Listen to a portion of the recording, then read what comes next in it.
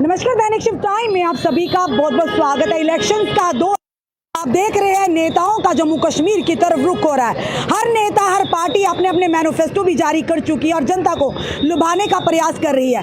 जनता ने क्या खोया, क्या पाया, ये जनता को ही फैसला करना है। फिलहाल आप देख रहे हैं इस समय हमारे साथ AICC के जो वाइस प्रेसिडेंट माइनॉरिटी के हैं शाहनवाज जी, नेशनल वाइस प्रेसिडेंट है, इनसे बात करने का प्रयास करेंगे।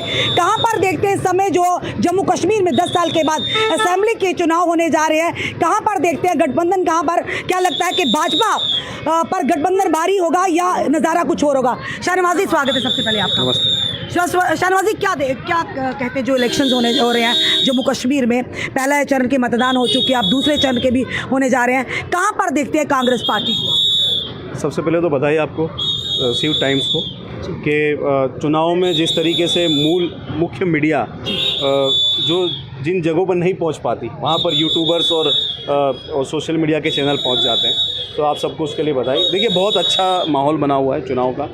जिस तरीके से भारत जोड़ो यात्रा, भारत जोड़ो न्याय यात्रा के बाद नफ़रत और हिंसा के खिलाफ की एक राजनीति शुरू हुई, मोहब्बत की बात, अमन की बात और शांति की बात, तो ये बात देश में हर 2024 के चुनाव में हमने देखा कि जनता ने इसको स्वीकारा और भारतीय जनता पार्टी का जो एजेंडा है उसको नकारा है। और ख़ास तौर पर अगर जम्मू कश्मीर की बात करें तो यहाँ पर भी महंगाई का मुद्दा है, टैक्स का मुद्दा है, यहाँ पर बिजली का जो स्मार्ट, जो रूरल एरिया में जब हम जा रहे हैं तो देख रहे हैं कि जो स्मार्ट जो मीटर लगे हैं उसके लिए लोग काफ़ी परेशान हैं।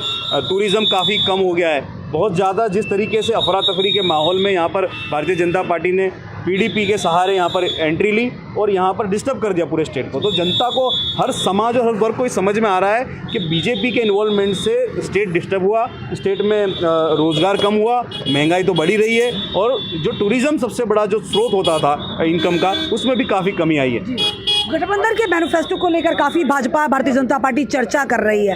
वो कह रही है कि भारतीय जनता पार्टी का जो विपक्ष का जो मैनिफेस्टो है उसमें धारा 370 की वापसी की बात कर रही है, यानी ये अलगाववाद को फिर से पनप देना चाहते हैं या आतंकवाद को फिर से बढ़ावा देना चाहते हैं, फिर से पत्थरबाजी को यहाँ पर लाना चाहते हैं। जबकि भारतीय जनता पार्टी के दौर में युवाओं के हाथ में पत्थर की जगह लैपटॉप दिए गए हैं, पत्थर की जगह उन्हें किताबें दी गई है। तो क्या लगता है जो भारतीय जनता पार्टी इल्ज़ामात लगा रही है, क्या लगता है किस हद तक सही है? देखिए, सबसे दुखद बात यह है कि इतना समय क्यों लग गया चुनाव कराने में।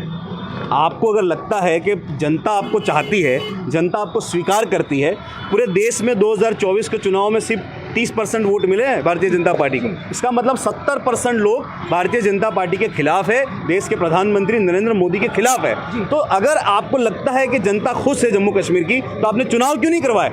अभी तक आपने लोकल बॉडी के चुनाव नहीं कराए। अभी जिस तरह से आप अब चुनाव करा रहे हो, चुनाव नहीं करा पाए, आप लोकतंत्र के दुश्मन हो। आप जनता, हम तो जनता की राय जानना चाहते हैं। हमें जिस तरीके का आशीर्वाद, जिस तरीके की मोहब्बत जम्मू कश्मीर में मिली, जब भारत जोड़ो यात्रा का समापन यहाँ पर हुआ, लोगों ने बाहें फैलाकर, हर समाज, हर वर्ग के लोगों ने प्यार से राहुल गांधी की बात सुनी और राहुल गांधी की मोहब्बत के एजेंडे को स्वीकारा। हम जनता से पूछकर, जनता से चर्चा करके, जम्मू कश्मीर की जो आवाम है, ये आवाम का चुनाव है, आवाम चलेगी तो संविधान से चलेगी, संविधान और कानून व्यवस्था में आवाम को भरोसा है, तो इस भरोसे के साथ हम चुनाव में उतरे हैं। हमारा जो मैनिफेस्टो है वो गारंटी का मैनिफेस्टो है। हम किसानों को गारंटी तो मोदी जी ने भी दी है। हाँ, तो गारंटी कहाँ सही हो पाई? फ्लॉप गई ना। 2 करोड़ रोजगार की गारंटी फ्लॉप गई, 15 लाख रुपए अकाउंट में आएंगे, वो गारंटी फ्लॉप गई। पेट्रोल और डीजल के दाम कम होंगे, वो गारंटी फ्लॉप हुई। किसान परेशान, युवा परेशान, छात्र परेशान, महिला परेशान, यहाँ तक के अग्निवीर, ये जो स्टेट है जम्मू कश्मीर, ये जाना जाता था, हर जवान, हर परिवार का जवान सरहद पर देश की रक्षा के लिए जाना चाहता है। लेकिन क्या किया आपने? उसको एक प्राइवेट लिमिटेड कंपनी की तरह अग्निवीर योजना आप लेकर के आए कि 4 साल में आप रिटायर हो जाओगे और आपका उसके बाद कुछ ठिकाना नहीं। तो ये जो भावना थी, लोग अपने आप को शहीद करने के लिए भी तैयार हो जाते थे मातृभूमि की रक्षा के लिए, तो ये भावना आपने ख़त्म कर दी। आपने एक प्राइवेट लिमिटेड कंपनी, एक शोरूम में जिस तरह से एक मार्केटिंग मैनेजर को हम रखते हैं और उसके बाद उसको हटा देते हैं, तो ये अग्निवीर के खिलाफ लोग हैं। किसान पूरी तरह से परेशान है, युवा को रोज़गार नहीं मिल रहा। आज जम्मू कश्मीर का युवा कह रहा है कि आप कह रहे थे रोज़गार देने की बात, तो कहाँ है रोज़गार? और बुरी स्थिति में चला गया यहाँ का युवा। जिस तरीके से एजुकेशन महंगा हो रहा है, पेट्रोल डीजल के दाम पूरी दुनिया में कम हो रहे हैं, हमारे यहाँ बढ़ रहे हैं। तो ये किसी भी मुद्दे पर हमने जनता से बात करके मैनिफेस्टो बनाया है। जनता के मुद्दों का मैनिफेस्टो है। हम महिलाओं को राहत देना चाहते हैं, इस महंगाई से थोड़ी राहत देना चाहते हैं कि कुछ दिनों के लिए कम से कम थोड़ी राहत, तो मेन स्ट्रीम में लोग आएँ, रोज़गार दें। हम जो यहाँ की जो सरकारी जो भर्ती है वो बंद हो चुकी है, सरकारी पद खाली है, वो कम से कम उसको तो भर दिया जाए। 10 साल के बाद चुनाव होने जा रहे हैं, काफ़ी प्रतीक्षा हुई है विपक्षी दलों को भी, आम जनता को भी। तो क्या लगता है अगर ऑनरेबल सुप्रीम कोर्ट का आदेश ना होता तो शायद आज भी चुनाव ना होते? बिल्कुल, देखिए भारतीय जनता पार्टी का जो मॉडल है वो पावर को डिसेंट्रलाइज नहीं करना चाहते, वो सेंट्रलाइज पावर को मानने वाले लोग हैं कि एक ही व्यक्ति के हाथ में पावर रहे। वो संविधान को ख़त्म करने की बात करते हैं, वो आरक्षण को ख़त्म करने की बात करते हैं। वो तो ये कह रहे थे आरएसएस के लोग एक ज़माने में कि तिरंगे को ये लोग दरिया में बहा देना चाहिए, संविधान की किताब को दरिया में बहा देना, इस तरह की बातें आरएसएस के लोग करते थे। नागपुर में आपने 60 साल से तो आपने तिरंगा नहीं लहराया, अब आप तिरंगा यात्रा निकाल रहे हैं। तो जिस तरीके से जनता ने इनके झूठ को पकड़ा है, कोई भी झूठ इनका नहीं चल पाया। अगर 400 पार की बात करके ये उतरे थे मैदान में तो क्या हुआ उसका? क्यों आज बैसाखी वाली सरकार चला रहे हैं? आज अगर चंद्रबाबू नायडू और नीतीश कुमार अगर खींच ले अपना समर्थन तो सरकार कहाँ बचेगी? तो आप तो खुद बैसाखी के साथ चल रहे हैं। जम्मू कश्मीर के आवाम ने राहुल गांधी को देखा, कांग्रेस को देखा, और यहाँ जितना भी इंफ्रास्ट्रक्चर बढ़ा है वो सिर्फ और सिर्फ कांग्रेस की सरकारों में हुआ है। ये तो पीडीपी की गलती है कि पीडीपी की वजह से उसके कंधे पर बंदूक रखकर बीजेपी ने यहाँ पर एंट्री ली, और आज जम्मू कश्मीर की जो हालत है, किसी भी क्षेत्र में आप बोले थे डेवलपमेंट होगा, विकास, कौन सी कंपनी आ गई यहाँ पर? क्या डेवलपमेंट हुआ? कुछ नहीं हुआ। उल्टी जो हालत थी उससे बुरी हालत हो गई है। हम गांव-गांव जा रहे, लोगों से मिले, लोग कह रहे, लोग परेशान हैं। तो क्या लगता है बदलाव होगा इस बार?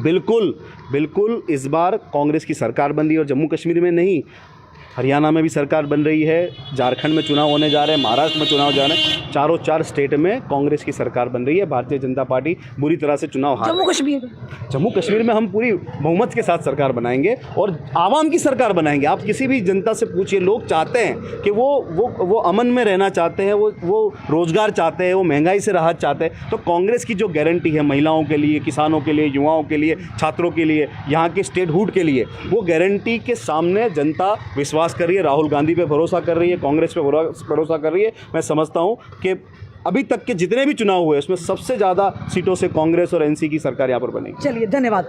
ये थे हमारे साथ नेशनल जो कि वाइस प्रेसिडेंट माइनॉरिटी के आईसीसी के शाहनवाज जी। इन्होंने साफ तौर पर कहा, एक तरफ से भारतीय जनता पार्टी ये दावे कर रही है कि प्रचंड बहुमत के साथ जम्मू कश्मीर में भारतीय जनता पार्टी की सरकार होगी, सीएम होगा उनका, पर वहीं पर शाहनवाज जी ने कहा कि इस बार जो है कांग्रेस की सरकार यानी गठबंधन की सरकार होगी और भाजपा भारतीय जनता पार्टी को मुँह की खानी पड़ेगी, क्योंकि उन्होंने बड़े बड़े दावे, बड़े बड़े वादे किए थे। युवाओं को रोजगार मिलेगा, पर बेरोजगारी में युवा हमारे नंबर 1 पर है। वहीं पर अगर बात करें महंगाई की तो लगातार महंगाई जो आसमान छू रही है, आम जनता का जीवन जो अस्त व्यस्त हो गया। अब देखना यह है कि जिस तरह से शाहनवाज जी ने कहा कि जनता भी बदलाव चाहती है, एक तरफ से भारतीय जनता पार्टी, दूसरी तरफ से गठबंधन, कौन होगा किस पर भारी, ये आने वाला समय बताएगा। फिलहाल जनता अपनी राय जरूर कमेंट बॉक्स में रखे और इस वीडियो को शेयर भी कीजिएगा। जुड़े रहिए ऐसे हमारे साथ अगले अपडेट के लिए। जय हिंद, जय भारत।